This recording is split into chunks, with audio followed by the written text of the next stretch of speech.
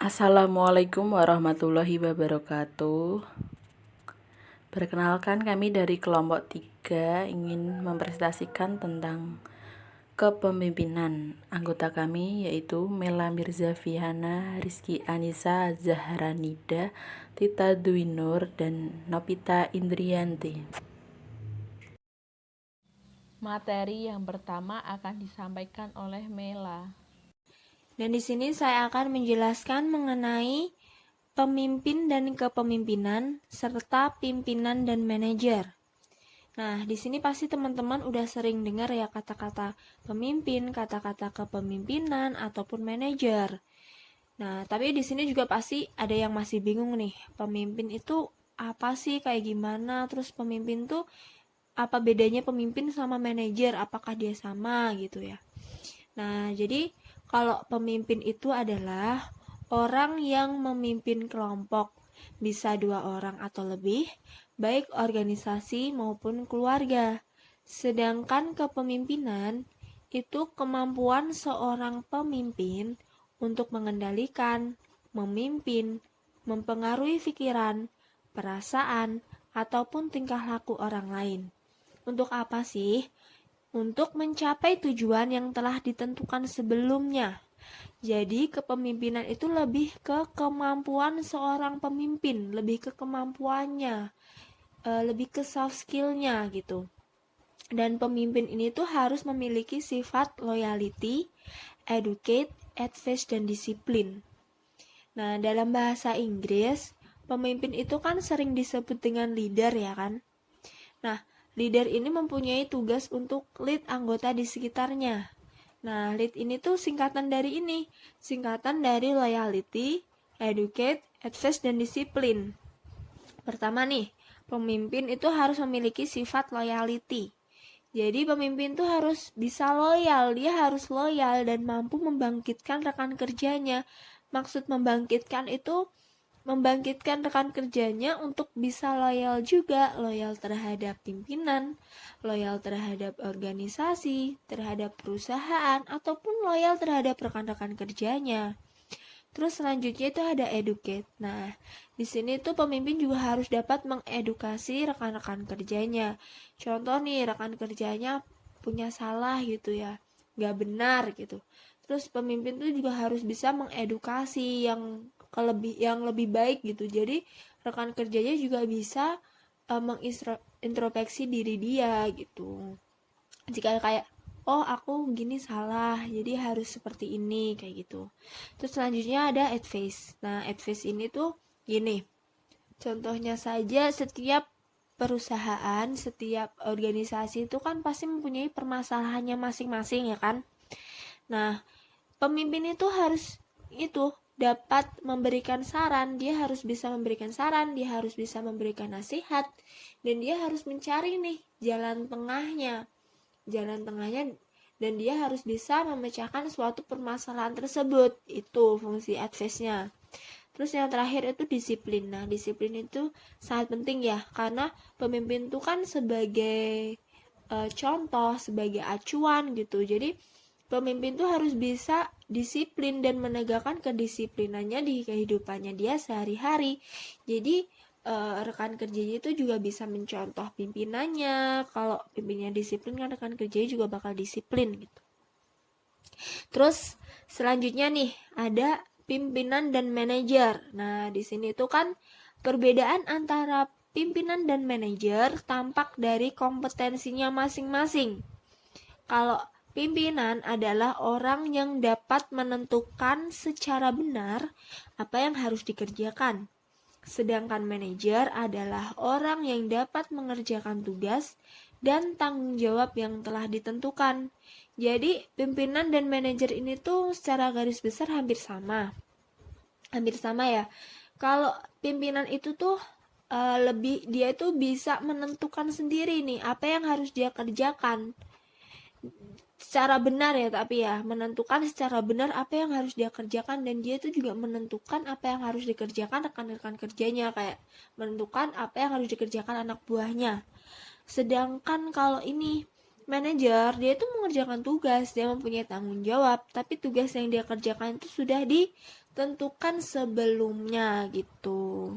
Sekian materi yang bisa saya sampaikan, saya paparkan. Saya kembalikan lagi kepada moderator. Terima kasih. Materi yang kedua akan disampaikan oleh Tita. Menjelaskan kepemimpinan pendidikan.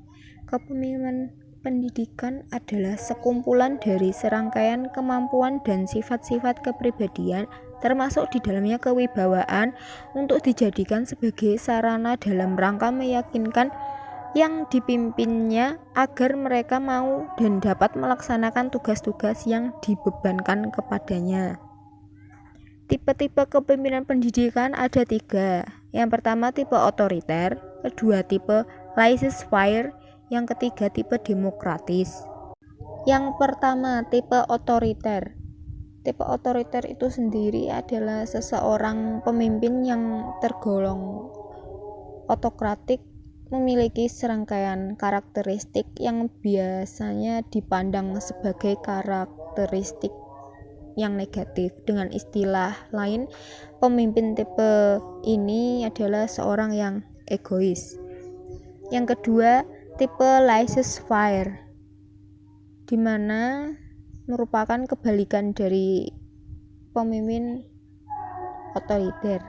Jika pemimpin otoriter selalu mendominasi organisasi, maka pemimpin laissez-faire ini memberi kekuasaan sepenuhnya kepada anggota atau bawahan. Jadi bawahan dapat mengembangkan sarannya sendiri, memecahkan masalahnya sendiri, dan memberi pengarahan hanya sedikit. Kemudian tipe demokratis. Tipe ini berlandaskan pada pemikiran bahwa aktivitas dalam organisasi akan dapat berjalan lancar dan dapat mencapai tujuan yang telah ditetapkan apabila berbagai masalah yang timbul diputuskan bersama antara pejabat yang memimpin maupun para pejabat yang dipimpin. Jadi seseorang pemimpin yang demokratis itu menyadari bahwa organisasi itu disusun sedemikian rupa untuk menggambarkan secara jelas bagaimana tugasnya dan kegiatannya untuk mencapai tujuan organisasi yang akan dilaksanakannya. Selanjutnya yang ketiga, kepemimpinan dan dinamika kelompok. Dinamika kelompok berupaya menciptakan situasi sedemikian rupa sehingga membuat seluruh anggota kelompok merasa terlibat secara aktif dalam setiap tahap perkembangan atau pertumbuhan kelompok, agar setiap orang merasakan dirinya sebagai bagian dari kelompok dan bukan orang asing. Oleh karena itu, pemahaman tentang dinamika kelompok pesaing dalam dunia wirausaha itu sangat diperlukan agar kita dapat membina kekuatan kolektif atau collective power di dalam suatu organisasi dengan cara-cara yang sehat. Sekian. Materi yang ketiga akan disampaikan oleh Nobita. Baik, selanjutnya saya akan menjelaskan tentang macam-macam kepemimpinan. Yang pertama, kepemimpinan karismatis. Ini kepemimpinan yang mampu menarik atensi banyak orang. Kepemimpinan karismatis ini mempunyai kelebihan untuk mampu menarik orang. Mereka kagum atas cara berbicara yang membangkitkan semangat bawahannya. Umumnya pimpinan dengan gaya kepribadian ini ialah visionaris. Mereka begitu menyukai tantangan dan perubahan. Lalu yang selanjutnya kepemimpinan otoriter, pemimpin yang memusatkan segala keputusan dan kebijakan yang diambil dari dirinya sendiri secara penuh. Kepemimpinan otoriter ini mempunyai kelebihan di setiap pencapaian prestasinya. Satupun tidak ada dinding yang menghalangi langkah pimpinan ini. Ketika seorang pemimpin memutuskan suatu tujuan, Hal tersebut merupakan harga mati, tidak ada alasan yang ada hanya hasil. Langkah-langkahnya penuh perhitungan serta sistematis atau terencana. Sedikit kejam dan bersifat dingin merupakan kelemahan pemimpin pada kepribadian merah ini. Adapun kelebihannya seperti keputusan yang diperoleh cepat karena mutlak hak pemimpin, jadi anak buah tidak dapat menolak. Terus pemimpin bersifat otoriter, pasti bersifat tegas, dan bila terjadi kesalahan dari bawahan otomatis pemimpin tidak segan untuk menegur. Terus mudah dilakukan pengawasan. Sedangkan kelemahannya, seorang pemimpin ini akan menimbulkan suatu suasana yang kaku, mencekam, serta menakutkan karena sifat keras dari pemimpin. Menciptakan permusuhan juga, keluhan dan rawan terjadi perpindahan karena bawahan tidak merasakan kenyamanan. Bawahan bisa merasa tertekan sebab bila terjadi perbedaan pendapat, pemimpin akan menganggapnya sebagai pembangkangan dan kelicikan. Kreativitas dari bawahan juga sangat minim karena tidak diberikan kesempatan untuk mengajukan pendapat. Lalu yang ketiga, kepemimpinan demokratis, yaitu seorang pemimpin yang memberikan wewenangnya secara luas terhadap para bawahannya. Seperti ketika ada permasalahan, pemimpin selalu mengikutsertakan para bawahan sebagai suatu bentuk tim yang utuh. Kepemimpinan ini banyak memberikan informasi terkait tugas dan tanggung jawab pada bawahannya. Lalu yang terakhir, gaya kepemimpinan moralis, yaitu kepemimpinan yang paling menghargai bawahannya. Pemimpin ini memiliki kelebihan, yaitu dia bersikap umum, mereka hangat dan sopan terhadap semua orang. Mereka juga mempunyai empati yang tinggi terhadap permasalahan para bawahannya. Sifatnya juga sabar, murah hati. Segala bentuk kebijakan ada pada diri pemimpin moralis.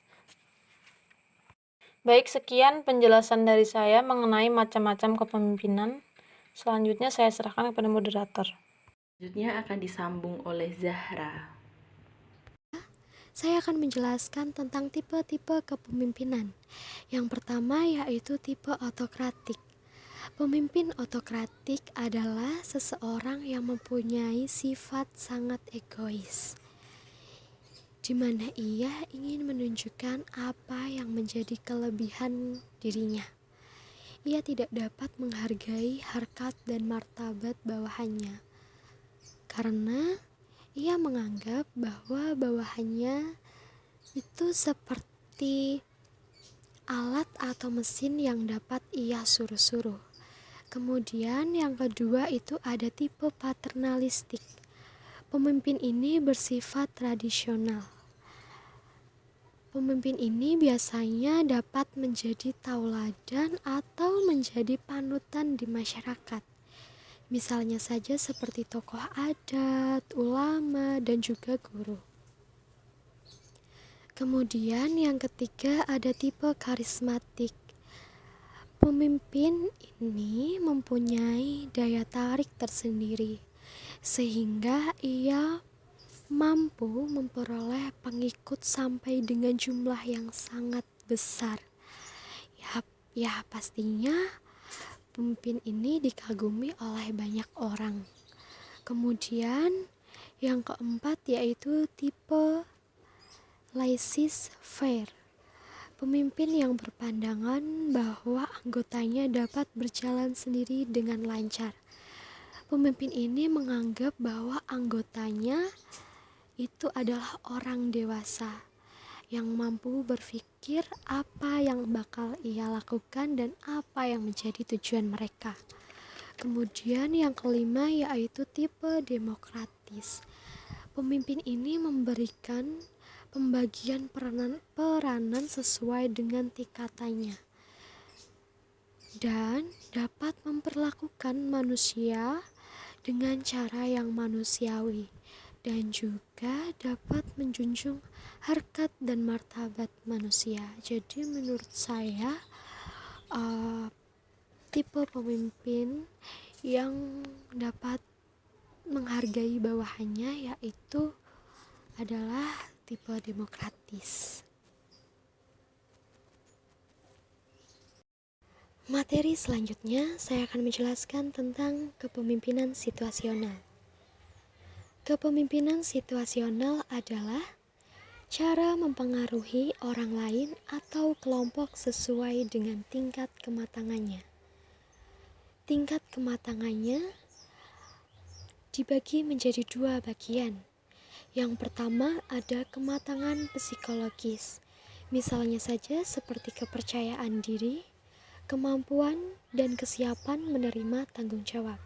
Kemudian yang kedua ada kematangan pekerjaan, misalnya keterampilan dan pengetahuan teknis yang relevan.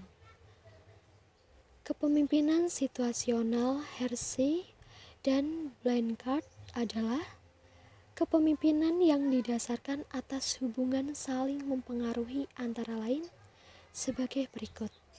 Yang pertama, jumlah petunjuk dan pengarahan yang diberikan oleh pemimpin.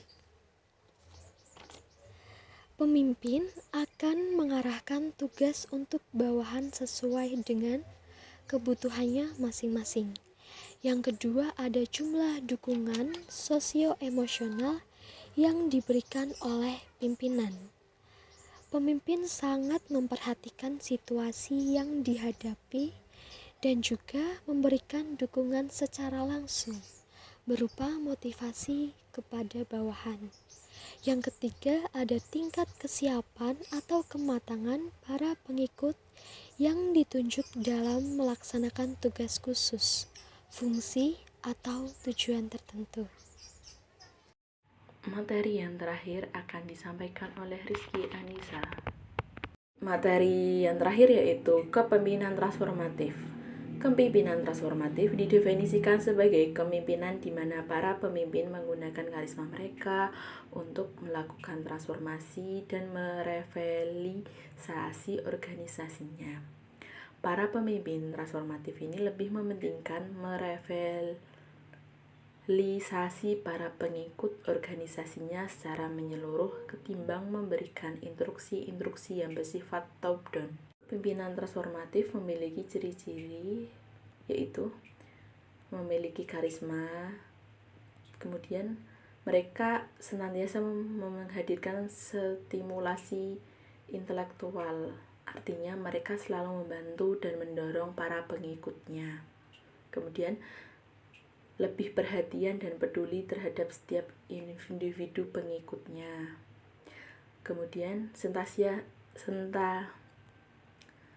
memberikan motivasi kepada pengikutnya dan berupaya meningkatkan kapasitas para pengikutnya agar bisa mandiri. Yang terakhir, memberikan contoh yang baik dan tidak banyak bicara. Presentasi dari kelompok kami. Bila ada salah kata, mohon maaf sebesar-besarnya. Sekian, wassalamualaikum warahmatullahi wabarakatuh.